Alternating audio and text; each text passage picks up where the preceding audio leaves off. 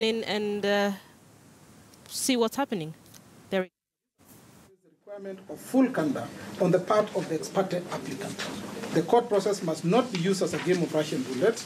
At no stage should the court embarrass itself by issuing contradictory and competing orders from two parallel processes and so on. And for those reasons, the ex parte orders made on 9th April are set aside.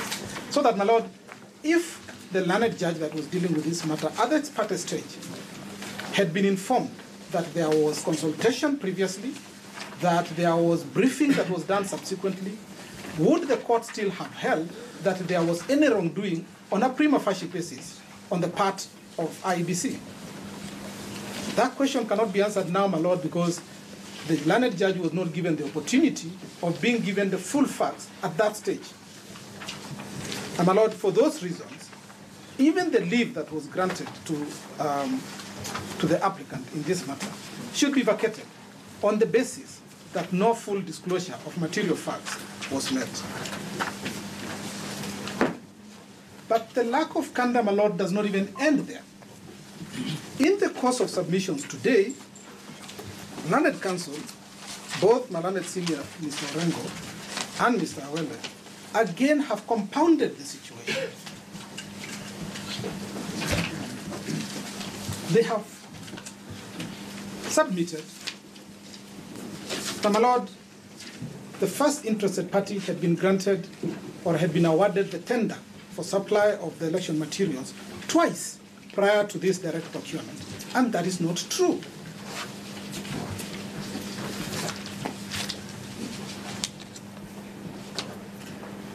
My lord, when the restricted tender was floated, the closing date for receipt of the bids was the 4th of May, 2017.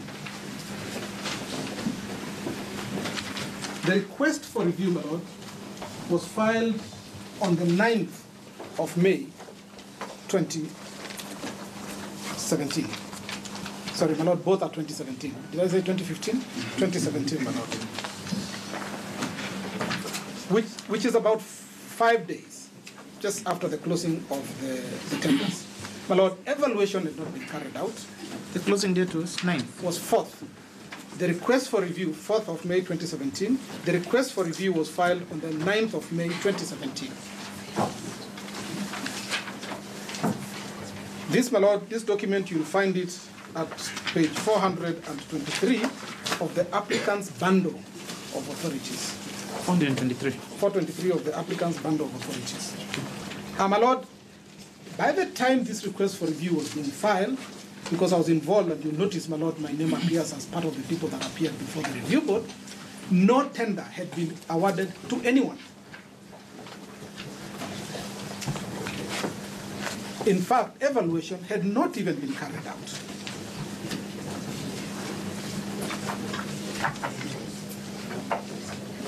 And what the review board, my lord, then did, and you'll find this, my lord, at page 460. Unfortunately, my bundle, my learned friend, seems to have left out a page, but it would be page 92 of that decision of the review board. The decision itself, my lord, but the one, I don't know whether in your bundles it has all the pages.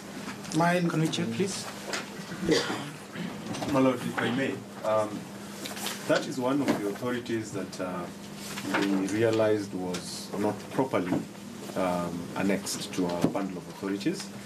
But again, it is not one of the authorities that we brought in a supplementary list. We are making copies and we shall supply all parties with a complete authority.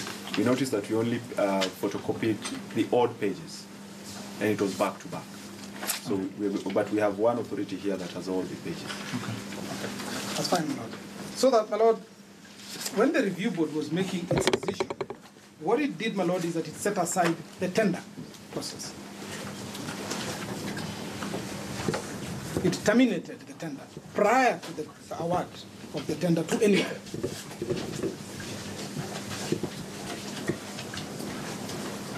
So, my lord, to suggest that an award had already been made to the first interested party for the second time is deliberately false because they have the authority.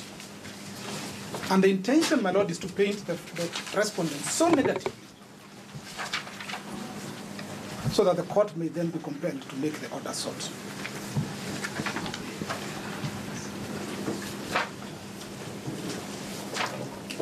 My lords will notice that in the decision by the review board, there is no mention, there is no adverse mention at all of the first interested party, and no orders were made in connection with the first interested party. There was no finding of favoritism against any of the parties. As regards the first procurement, which was floated in August 2016, and the matter was handled by the review board, my lords, there was no finding of favoritism in favor of the first interested party. In fact, the review board upheld the process undertaken by the respondent that had led to the award of the tender to the first interested party.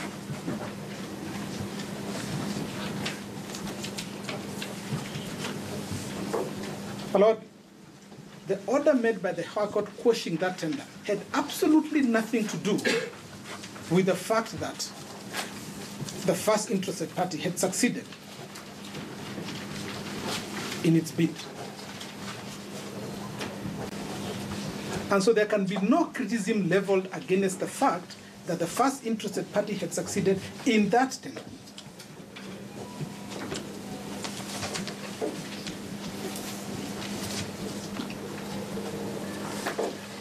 That's it, my lords.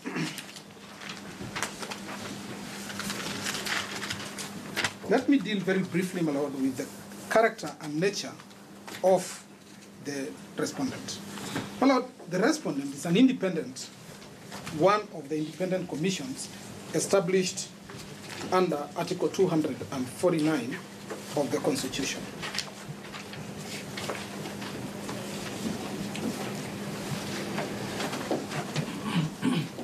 It is one of the commissions charged with the responsibility of representing the interests of the people of Kenya by discharging certain critical functions.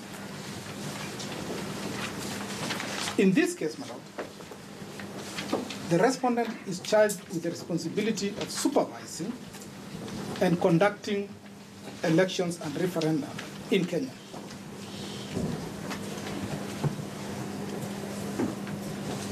My lord, in doing so, the respondent is under a constitutional obligation not to be under the control or direction of any person.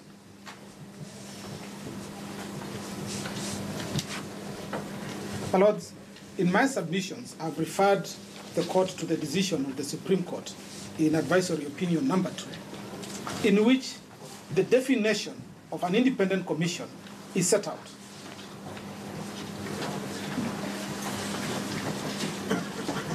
My lord, it is strike law that the purpose of independent commissions such as the respondent is to ensure that those commissions are able to conduct their functions without undue interference from any person, provided, my lord, they do so in compliance with the Constitution and in compliance with the law, with the relevant statute. Now, my lord, for the respondent to be able to discharge its obligations, it must have the power to make routine decisions, such as procurement.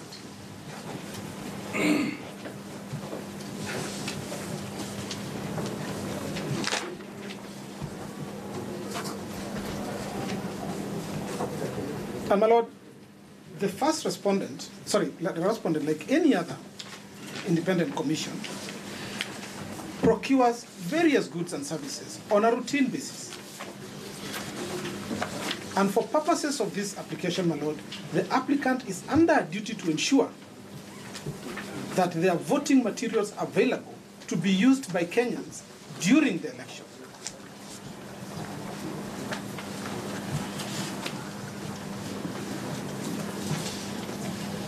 it would have failed to discharge its constitutional duties if on the 8th of August there were no ballot papers to be marked by Kenyans. It would have failed in its duties if there are no indelible ink for Kenyans to dip their fingers to show that they have already voted. And so, my lords, an institution such as the respondent would be unable to carry out its functions as required by the people of Kenya if, my lord, its structural ability to obtain or procure goods was hampered.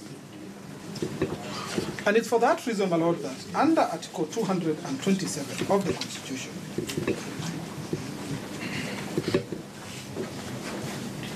the Constitution required Parliament to enact laws to guide public bodies in discharging their obligation to procure goods and services or to dispose assets.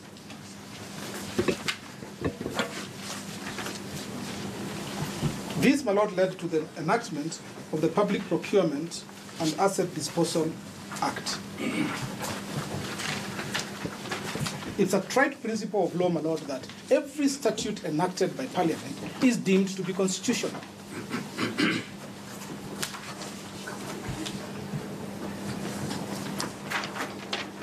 So that the Public Procurement and Asset Disposal Act itself, as an act of Parliament, is constitutional and an expression of the will of the people of Kenya through their representatives in Parliament. Now, two things, my lord, to notice here. My lord, when the parties appear before the review board, and you'll see it in the decision once my learned friends give you the complete decision, my lord, the review board, in concluding its findings, had this to say.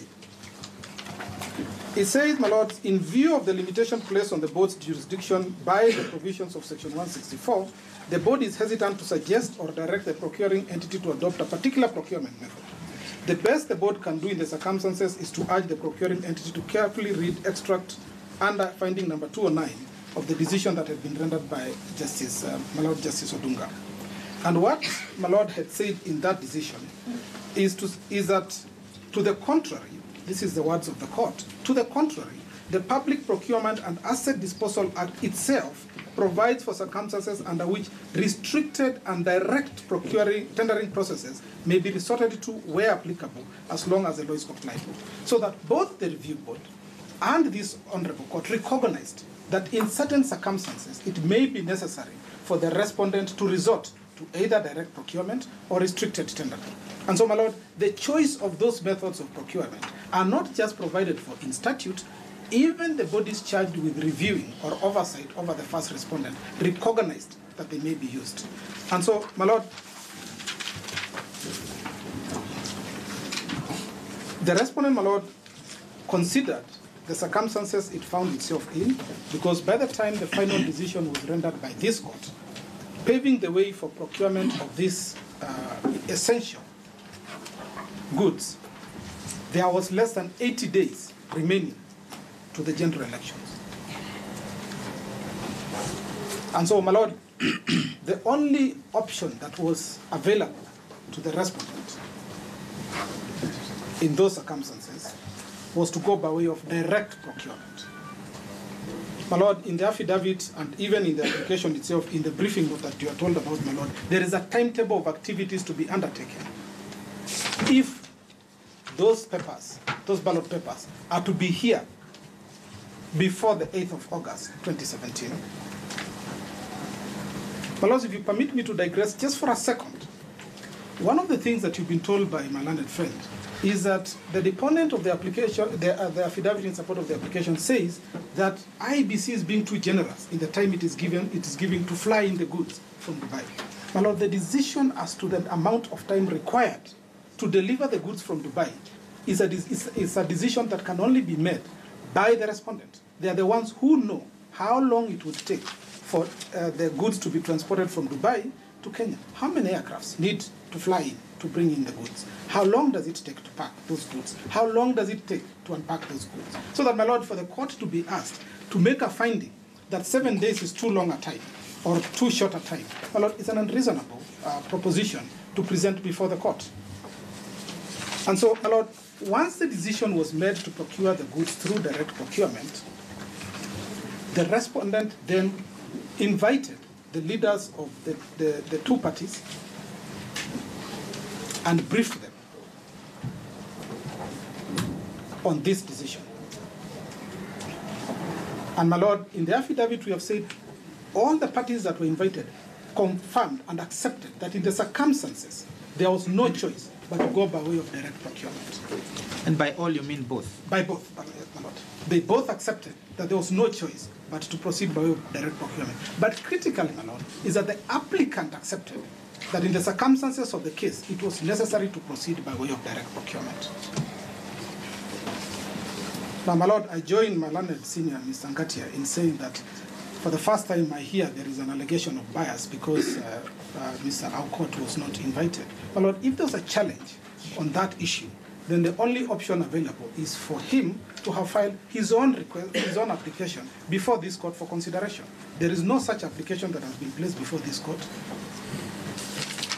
You cannot piggyback on somebody else's application to make your own. But the point, my lord, is that there was consultation involving the applicant in this case, which is not denied. There is confirmation, my lord, that the applicant... Very good morning to you. You're watching News Center. Those are live pictures from Milimani.